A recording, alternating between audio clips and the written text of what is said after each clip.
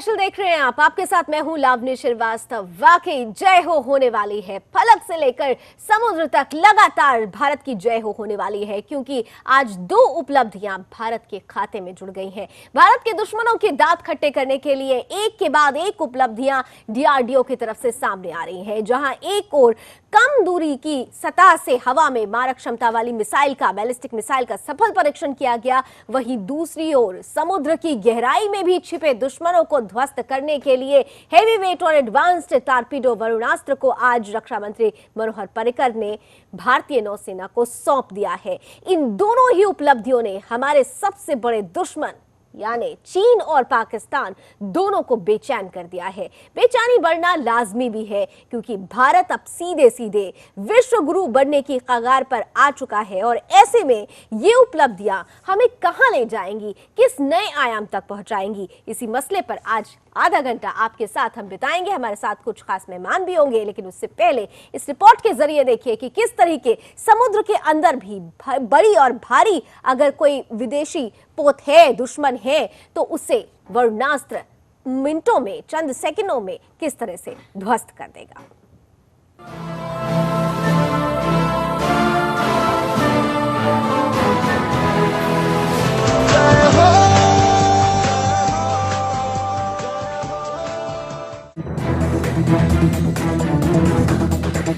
Torpedo मचाएगा तांडव, समुद्र के अंदर ही हो जाएगा दुश्मन का काम तमाम।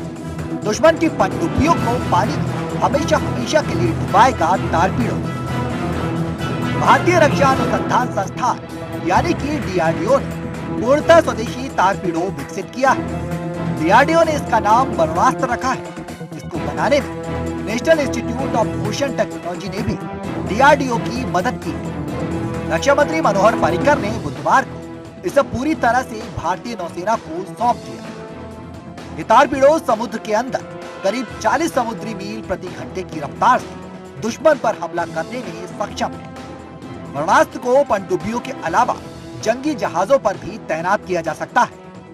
ये वरुणास्त्र समुद्र के अंदर दुश्मनों के काले मंसूबों पर पानी फेरने में सक्षम है।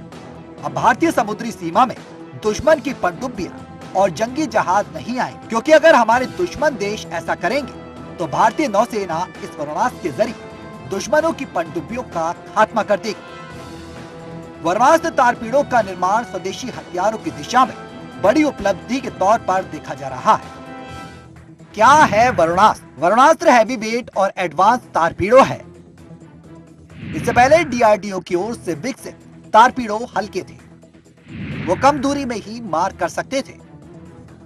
टारपीडो की मारक क्षमता का आधिकारिक तौर पर खुलासा नहीं हुआ है।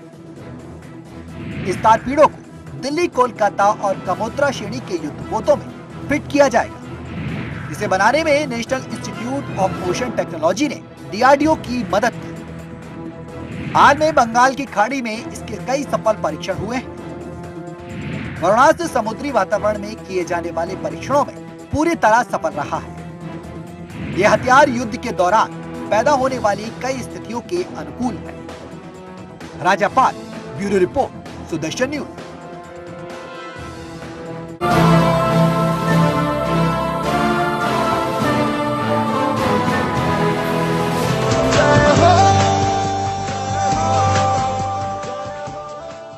तो 40 समुद्री मील प्रति घंटे की रफ्तार से ये वरुणास्त्र दुश्मन के दांत खट्टे करने को तैयार है। वहीं दूसरी ओर पहले आपको याद दिला दें कि 30 दिसंबर 2015 को जब सतह से हवा में मार करने वाली लंबी दूरी की बैलिस्टिक मिसाइल का परीक्षण किया गया था, उस वक्त दुनिया ने भारत की ताकत को देखा था। और आज एक बार फिर से दुनिया ने उसी ताकत को उस वक्त देखा जब कम दूरी की मारक क्षमता वाले बैलिस्टिक मिसाइल का डीआरडीओ की तरफ से सफल परीक्षण किया गया। और इस परीक्षण के साथ ही घबराहट पैदा हुई सबसे ज्यादा चीन, पाकिस्तान और उत्तर कोरिया सरीखे देशों में।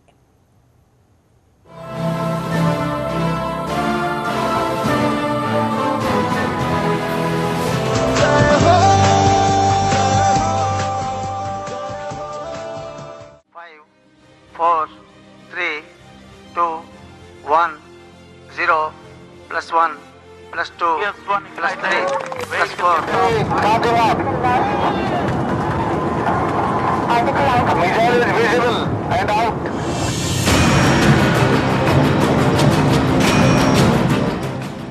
रक्षा क्षेत्र में हिंदुस्तान को एक और कामयाबी, कम दूरी की बैलिस्टिक मिसाइल का सफल परीक्षण। अब छोटी दूरी पर भी हिंदुस्तान दागेगा बड़ी मिसाइलें। शाबाश DRDO, defence research and development organisation यानी कि डीआरडीओ ने हिंदुस्तान के नाम एक और कामयाबी लिख दी है। डीआरडीओ ने देश के दुश्मनों के दांत खट्टे करने के लिए कम दूरी की मार करने वाली मिसाइल का सफल परीक्षण किया है। ये परीक्षण ओडिशा के बालासोर तट से गुरुवार की सुबह 8:15 पर किया गया। परीक्षण के बाद डीआरडीओ के अधिकारियों ने बताया पहला टेस्ट सफल रहा। हालांकि इससे पहले मिसाइल का परीक्षण बुधवार को होना था, लेकिन कुछ तकनीकी कारणों से इसका परीक्षण एक दिन के लिए टालना पड़ गया था। लेकिन कोई बात नहीं, डीआरडीओ देर आए दुरुस्त आए। ये मिसाइल मल्टी फंक्शनल सर्विलांस से लैस है।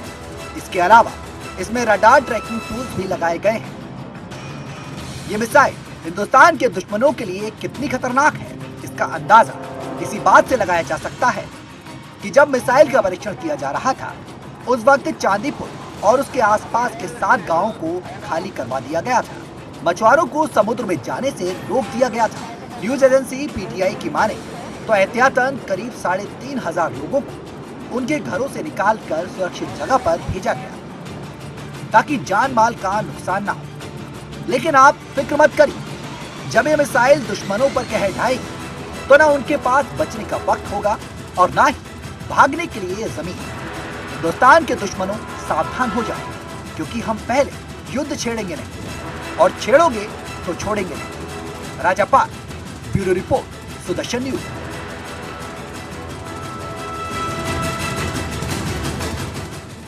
तो छेड़ोगे तो छोड़ेंगे नहीं, ये कहना ही काफी है। और ये लाइन अगर आपको याद हो तो प्रधानमंत्री नरेंद्र मोदी ने भी विश्व पटल पर सीधे तौर पर कहा था कि भारत अगर शांति की दिशा में पहल करने के लिए राजी है तो भारत में अगर कोई अशांति फैलाता है तो उस देश की शांति को भंग करने के लिए भी हम कभी भी अपने कदम पीछे नहीं हटाएंगे। और ये 2 बड़ी उपलब्धियां सीधे तौर पर हमारे उन्हीं दुश्मनों को एक कड़ा संदेश है जो सिर्फ और सिर्फ भारत को नुकसान पहुंचा चाहते हैं। बहरहाल मैं अपने मेहमान के पास आऊं उससे पहले इस बैलिस्टिक मिसाइल की क्या कुछ खासियत है, फटाफट उस पर एक नजर डाल लेते हैं। तो ओडिशा के बालासोर तट से यह सफल परीक्षण किया गया है। यह मीडियम रेंज की बैलिस्टिक मिसाइल है। इसमें मल्टी फंक्शनल सर्विलांस सिस्टम लगे हुए हैं और इस सिस्टम से खासतौर से पाकिस्तान और चीन सरीखे जो हमारे दुश्मन हैं उनकी एक्टिविटीज पर सबसे ज्यादा नजर रखी जा सकती है। ट्रैकिंग के लिए MF स्टार जैसे टूल्स इसमें लगे हुए हैं। साथ ही साथ डीआरडीओ ने इसे इजराइल की मदद से तैयार किया है। इसे मोबाइल लॉन्चर से कहीं भी दागा जा सकता है। मारक क्षमता 70 किलोमीटर तक की है और ये जमीन से हवा में मार करने में सक्षम है।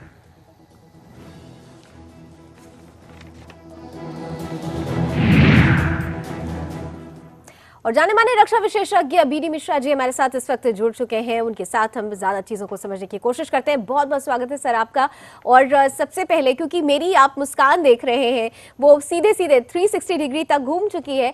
दरअसल हम हमेशा से ही चाहते थे कि हमारी जो डिफेंस का सेगमेंट है वो स्ट्रांग हो और हम स्वदेशी निर्मित चीज़ों को अपने डिफेंस सिस्टम में लागू कर सकें, उनको अपना सकें। आज ये जो 2 महत्वपूर्ण खबरें आपके सामने अभी हमने रखी है, आप किस तरीके से इसे लेते हैं?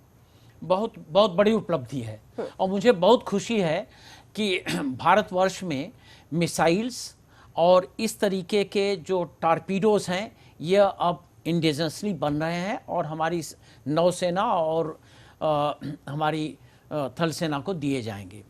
उपलब्धि है, बहुत बड़ी उपलब्धि है और ये ज़रूरी रिक्वायरमेंट है हमारा, ये बहुत ही ज़रूरी है क्योंकि आप जानते हैं कि भारत एक ऐसा देश है जिस पर 5 बार अटैक हो चुके हैं जब से हम इंडिपेंडेंट हुए हैं और बिना किसी कारण के। और चीन ने तो दोस्ती करने के बाद हमारे ऊपर 20 अक्टूबर 1962 पर अटैक किया और पाकिस्तान ने तो हमारे इंडिपेंडेंट होने के एक दिन पहले से। तो हमारे लिए बहुत ही आवश्यक है, पहली बात हमारी तीनों सेनाएं बहुत मजबूत हों, हमारा इंटेलिजेंस सिस्टम बहुत मजबूत हो, हार्ड हिटिंग की हमको कैपेबिलिटी हो और हम दोनों फ्रंट पर पाकिस्तान के खिलाफ और चीन के खिलाफ एक ऐसा डिफेंस प्रोड्यूस करें, एक ऐसी डिफेंस की हमारे पास मैकेनिज्म हो जिससे कि इनकी हिम्मत न पड़े हमारे ऊपर अटैक करने के लिए। प्रधानमंत्री जी का मेक इन इंडिया, ये सबसे बड़ा इसका एम यह है कि जब हमारी पिछली लड़ाइयाँ हुई थी तो हमको यह शक रहता था कि जो हमारे एम्यूनिशन, जैसे कारगिल का युद्ध हुआ था, बोफोर गन्स के जो एम्यूनिशन थे वो हमारे पास कम थे और हमको यही चिंता बनी रहती थी कि लड़ाई खत्म नहीं होगी तो बोफोर गन्स के एम्यूनिशन कहाँ से आएंगे। लकीली हमारी सेनाओं ने पाकिस्तानियों को पीछे ढकेला, उनको एक एक करके मारा उन हाइट्स पर, और बफर गन तब तक फायर करती रही। और ये जो उपलब्धियां हैं मैं समझता हूं कि ये बहुत अच्छी हैं, क्योंकि अब सब एंटी सबमरीन टारपीडो जो हमारे पास है ये कारगर है, और जो ये बैलिस्टिक मिसाइल है जिसका 70 किलोमीटर रेंज है और इसमें ट्रैकिंग कैपेबिलिटी है कि टारगेट ट्रैक कर सकता है, ये इसके माने ये होते हैं कि अचूक होगी। बिल्कुल बहुत बड़ी उपलब्धि है और इसके लिए मैं समझता हूँ हमारे वैज्ञानिक शाबाश की को डिजर्व करते हैं।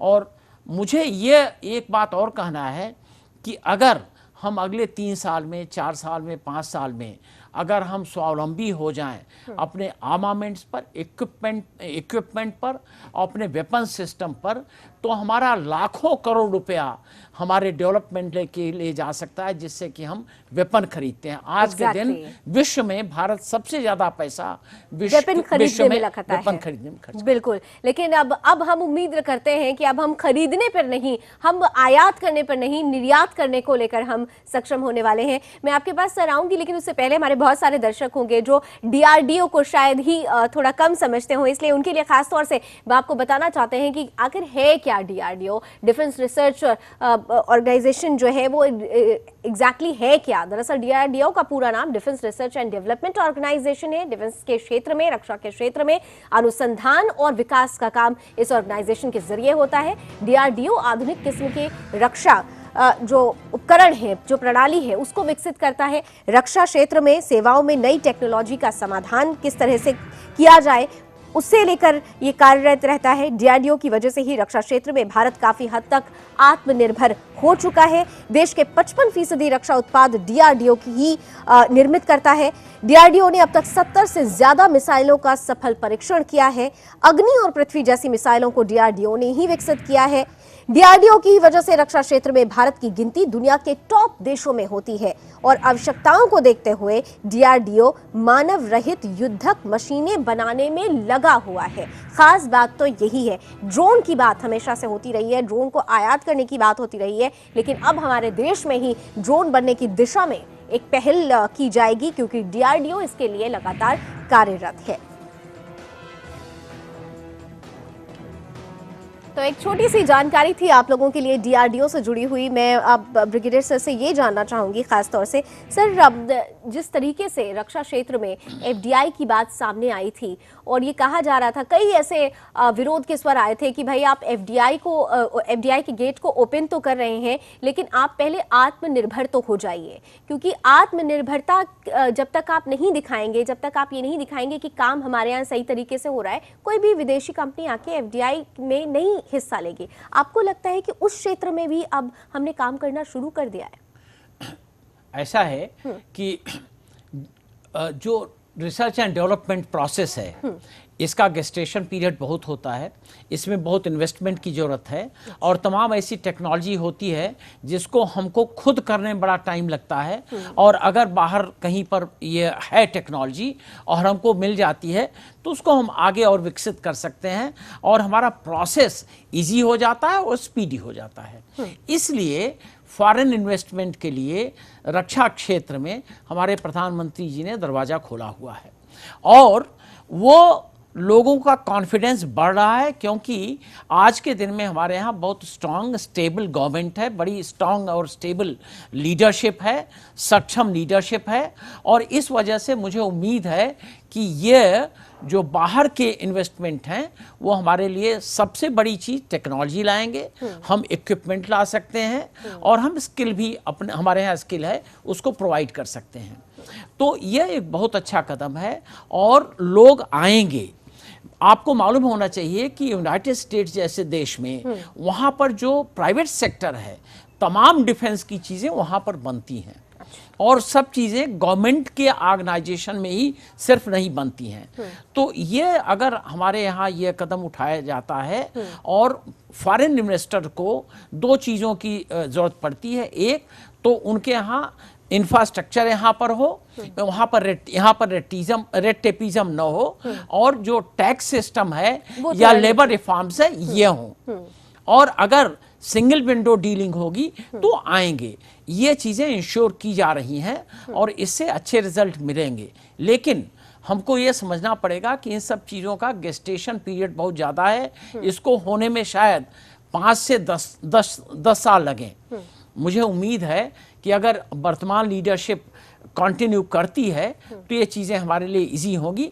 हमारे लिए बहुत बड़ी आवश्यकता है कि हमारा डिफेंस सेक्टर डेवलप हो। इसके लिए तो विल पावर की भी जरूरत है, इच्छा शक्ति की भी जरूरत है। अगर ये सरकार, क्योंकि सरकार पर हम कुछ कह नहीं सकते कि आने वाले साल में क्या होगा, अगर ये चेंजेस होते हैं तो आपको लगता है कि फिर से अधर में लटक जाएंगी ये योजनाएं? क्योंकि पिछले तत्कालीन 100% पिछले 10 साल में ऐसा कुछ भी नहीं हुआ। पिछले 10 साल में 2004 से और 2014 तक हमारे यहाँ कोई सिस्टम वेपन्स का बिल्डअप नहीं हुआ। डिफेंस फोर्सेस के तमाम उनके गन्स, उनके आर्टिलरी और तमाम चीज़ें वो नेग्लेक्टेड रहीं।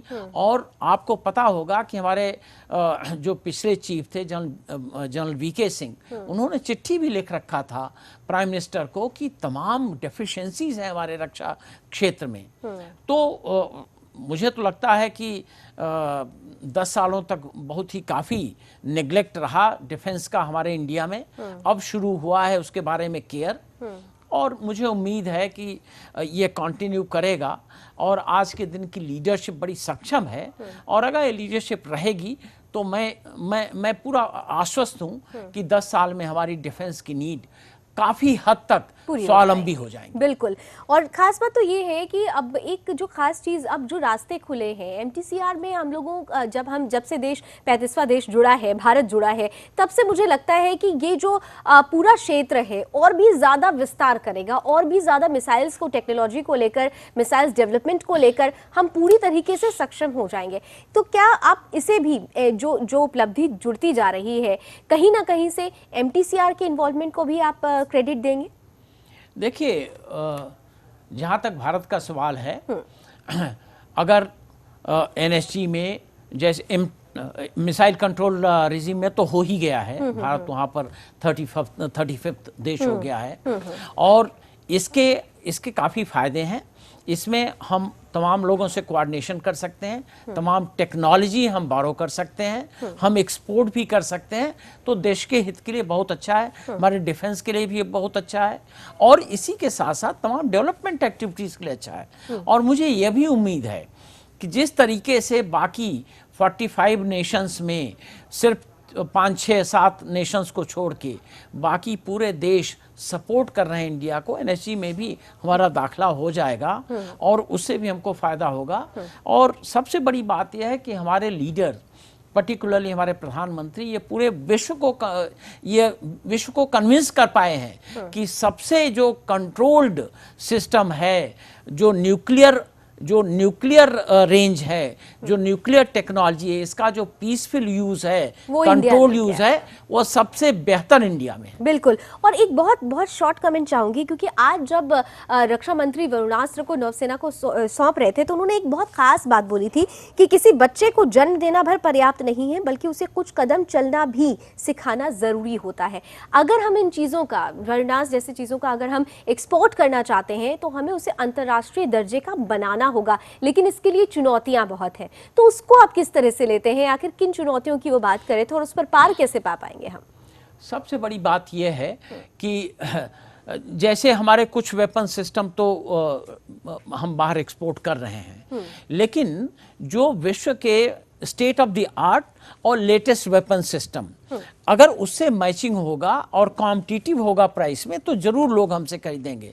उनका इसी पे इशारा था कि हर एक जनरेशन की मिसाइल जैसे हम आज जो प्रोड्यूस कर रहे हैं और उससे बेटर जनरेशन की कहीं से और मिसाइल आती है तो हम उसको अपने को अपग्रेड करें और हमारा एक कॉम्पिटिटिव रहे इसका प्राइस और तभी होगा। वही उनका कहना था कि हमको सिर्फ आज के मुकाम पर नहीं रुकना है, हमको हमें आगे बढ़ते रहना है। यानी क्वालिटी और प्राइसिंग सब चीजों में एक कंपैटिबिलिटी बनाकर चलना है और इसी कंपैटिबिलिटी के साथ भारत आने वाले वक्त में दुनिया भर में ये दिखाने को तैयार है कि भारत की तरफ अगर आंख उठाकर देखोगे तो भारत अब आंख झुकाकर डरने वाला नहीं है, नजरों से नजरें मिलाकर हिम्मत के साथ सामना करने को तैयार है। बहुत बहुत शुक्रिया बीडी मिश्रा जी हमारे साथ जुड़ने के लिए और ये बहुत महत्वपूर्ण राय हमारे बीच रखने के लिए।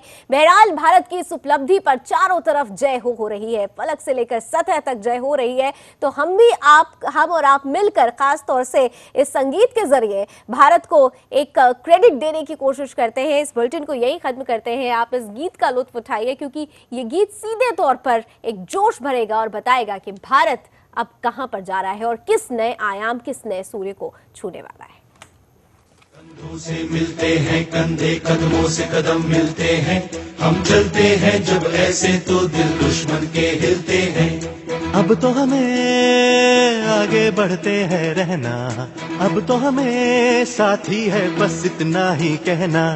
अब तो हमें आगे बढ़ते हैं रहना, अब तो हमें साथी है बस इतना ही कहना।